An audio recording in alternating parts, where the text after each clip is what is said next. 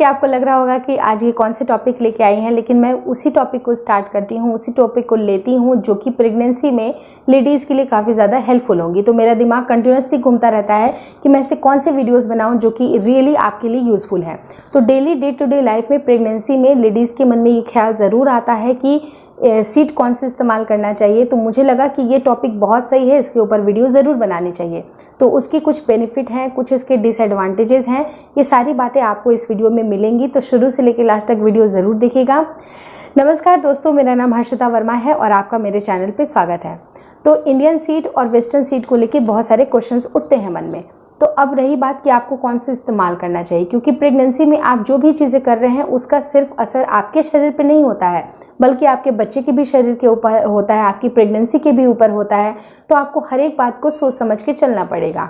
तो अगर आपकी ये एकदम नॉर्मल प्रेगनेंसी है, बिल्कुल नॉर्मल है, कोई दिक्कतें नहीं आई हैं, या फिर आपको इंडियन बाथरूम जाने की आदत है, तो आप आराम से इंडियन बाथरूम इस्तेमाल कर सकते हैं। लेकिन अगर आपकी हाई रिस्क प्रेगनेंसी है, आपके जो यूट्रस की जो लाइनिंग है या फिर आपकी यूट्रस कमज़ोर है, या आपको किसी तरह की दिक्कत है आपके बच्चेदानी में है, या कुछ ना कुछ आपको प्लेसेंटा प्रीविया है, आपको लो लाइंग प्लेसेंटा है, कुछ ना कुछ अगर कॉम्प्लिकेशन आपकी प्रेगनेंसी में है, तो डॉक्टर आपको खुद से एडवाइस करती हैं कि आपको नॉर्मल इंडियन बाथरूम में नहीं जाना चाहिए। तो ये आपकी चॉइस है, आप उनसे सामने से भी पूछ सकते हैं। अगर आपको पूछने के बावजूद भी आपको डॉक्टर उतना कुछ रिस्पॉन्स नहीं देते हैं, इसके बारे में खास कोई इंस्ट्रक्शन नहीं देते हैं, दैट मीन्स कि आपकी एक नॉर्मल प्रेगनेंसी है। तो आप अपने हिसाब से, आप जो भी आपको हैबिचुएटेड हैं उसके हिसाब से आप चीज़ें कर सकते हैं।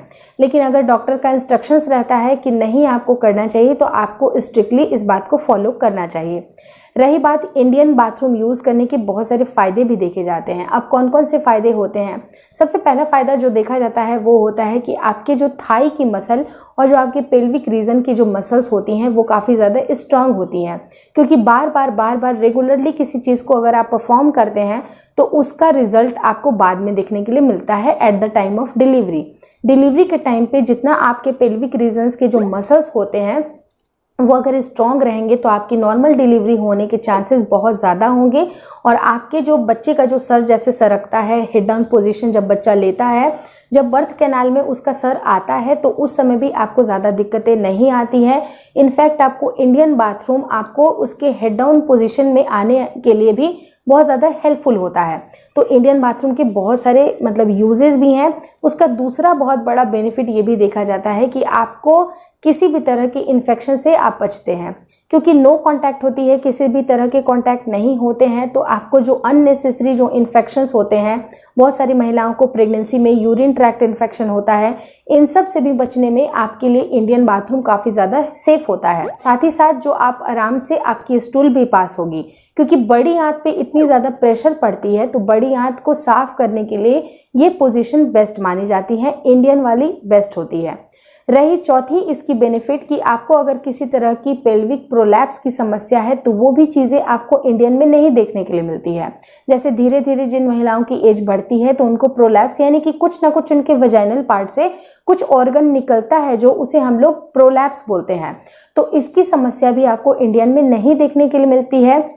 तो ये सारे इसके बेनिफिट हैं कि बच्चे को भी सरकने में आपके लिए इंडियन वाला जो बाथरूम होता है ये हेल्पफुल होता है।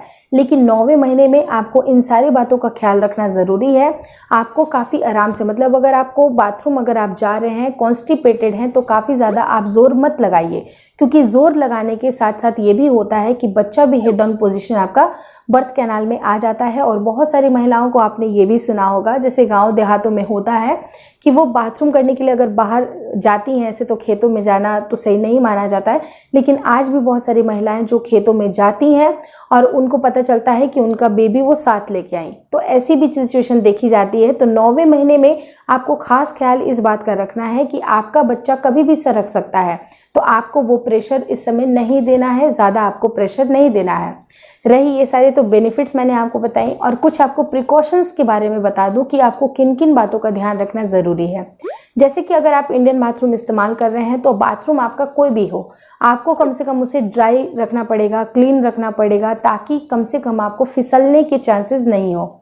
बाथरूम जाते हैं तो बाथरूम की अलग चप्पल इस्तेमाल करें जो कि काफ़ी ज़्यादा ग्रिप वाली हो, और बाथरूम ऐसे इस्तेमाल करें जो काफ़ी थोड़े से वेंटिलेटेड हो, क्योंकि कई बार अगर सफोकेशन के भी मामले देखे जाते हैं प्रेगनेंसी में, आपको सांसें बहुत ज़्यादा आपकी चलती हैं या फिर आपको सांस लेने में तकलीफ़ होती है।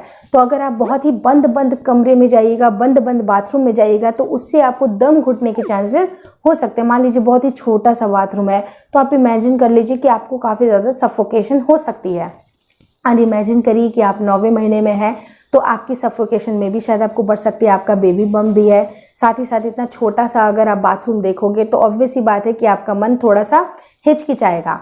और अगर आप बाथरूम जाते भी हैं तो अपने आसपास देख लीजिए कि कुछ पकड़ने वाली चीज़ें तो हैं या नहीं है, जैसे कि कुछ हैंडल हो या फिर कुछ ऐसे पकड़ने वाली चीज़ें हों जो कि आपके हाथ के आसपास हो, ताकि अगर कभी आप 9वें महीने में अनबैलेंस हो, कुछ आपको गिरने जैसा लगे, तो आप तुरंत से उसे पकड़ लीजिए। या फिर आपके आसपास, मतलब उस बाथरूम के आसपास, जैसे कि घर परिवार में कोई होना चाहिए कि जो आपको एक आवाज़ लगाने पे भी आपकी मदद के लिए वो दौड़ के आ जाएं। कुछ इस तरह की चीज़ें होनी चाहिए जो कि आपको इमरजेंसी के सिचुएशन से आने के लिए बचाव करती हैं। ये बातें बहुत छोटी सी आपको लग रही होंगी, लेकिन कभी किसी औरत के साथ अगर कुछ सिचुएशन इस तरह की होती है, जब वो ज़रूरत के वक्त पर अगर आवाज़ दे रही हैं, कोई सुनने वाला नहीं है, तो बहुत ही ज़्यादा बुरा फील होता है और कुछ इमरजेंसी के भी चांसेस देखने के लिए मिल सकते हैं। तो कोई आपके आसपास हो तो कोई दिक्कतें नहीं है, तो आप आराम से आप बाथरूम का इस्तेमाल करिए जिसमें भी आप कंफर्टेबल हैं, चाहे इंडियन हो या फिर वेस्टर्न हो। लेकिन अगर प्रेगनेंसी में कोई कॉम्प्लिकेशंस है तो आपको इंडियन को अवॉइड करना चाहिए। वीडियो अच्छी लगी तो मैं तो ये नहीं कहूँगी कि इसको शेयर करिए, क्योंकि हर बार ज़रूरी नहीं है कि सारे वीडियोस को शेयर किया जाए, लेकिन हाँ, चैनल को शेयर करके मेरी मदद कर सकते हैं आप। अपने जितने भी करीबी जो रिश्तेदार हैं, दोस्त हैं, उनके साथ मेरे चैनल को शेयर करिए, ट्विंस माई वर्ल्ड और ट्विंस माई वर्ल्ड केयर को। मुझे बहुत ज़्यादा अच्छा लगेगा। इंस्टाग्राम पे भी फॉलो कर लीजिए। Thank you so much for watching twins my world.